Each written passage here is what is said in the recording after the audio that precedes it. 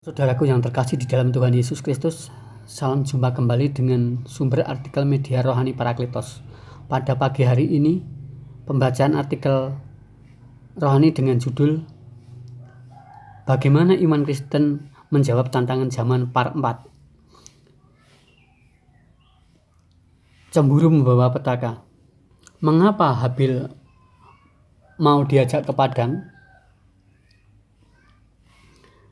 Karena ia adalah saudara Kain.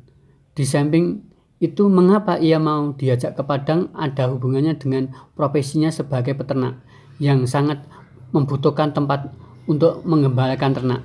Bahkan karena terlalu senang akan mendapatkan lokasi pengembalaan yang baru, tetap ia berpikiran positif kepada kakaknya. Walaupun Kain mempunyai pikiran dan niat yang tidak baik, yaitu ia sebagai kakak ingin membunuh Habil, adiknya. Pikiran atau niat, ucapan dan tindakan dosa pasti akan beranak dosa yang lain. Itulah karakter dan tabiat dosa. Ketika mereka ada di padang, tiba-tiba Kain memukul Habil, adiknya itu. Habil mau diajak ke padang dengan harapan besar yang berkaitan dengan pekerjaannya sebagai peternak. Karena pada zamannya seorang peternak kambing, domba, keledai, kuda, dan binatang pemakan rumput yang lainnya tidak bisa dipisahkan dari padang, sebab tanpa adanya padang yang memadai, para peternak akan sangat kesulitan mengembalakan ternaknya. Akan tetapi harapan tidak sesuai dengan kenyataan, karena setelah sampai di padang, Kain tiba-tiba memukul Habil. Di dalam perikop tersebut juga tidak diceritakan Kain memukul Habil itu dengan batu atau kayu, batu besar atau batu kecil. Di dalam memukul sampai roboh itu ia hanya 1 kali atau 2 sampai 3 kali. Tetapi yang terpenting dari peristiwa ini bukan dengan apa memukul dan jumlah pukulannya berapa kali, tetapi Kain sudah kehilangan mata hati sehingga tega memukul dan menganiaya dengan cara melakukan pemukulan sampai Habil roboh.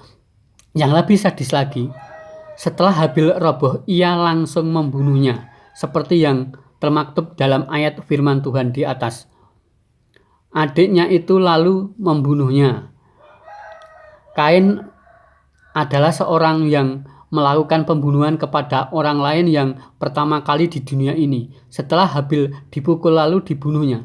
Tindakan yang dilakukan oleh Kain dengan membunuh Habil berdampak buruk bagi dirinya sendiri dan keluarganya. Konsekuensi pada peristiwa pembunuhan itu bagi Kain adalah 1. Kain dikutuk oleh Allah. 2. Kain menjadi seorang buangan. 3. Tanah yang dikerjakan akan mengalami penurunan kesuburan dan berdampak pada hasil panen yang sedikit. 4. Akan menjadi pelarian dan pengembara di bumi atau nomaden.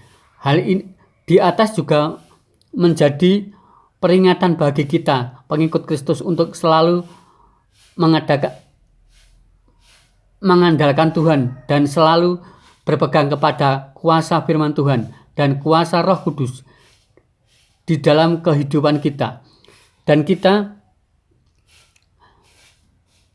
terhindarkan dari pikiran, perkataan, tindakan yang bodoh yang membawa malapetaka bagi kehidupan kita. Amin dan bersambung.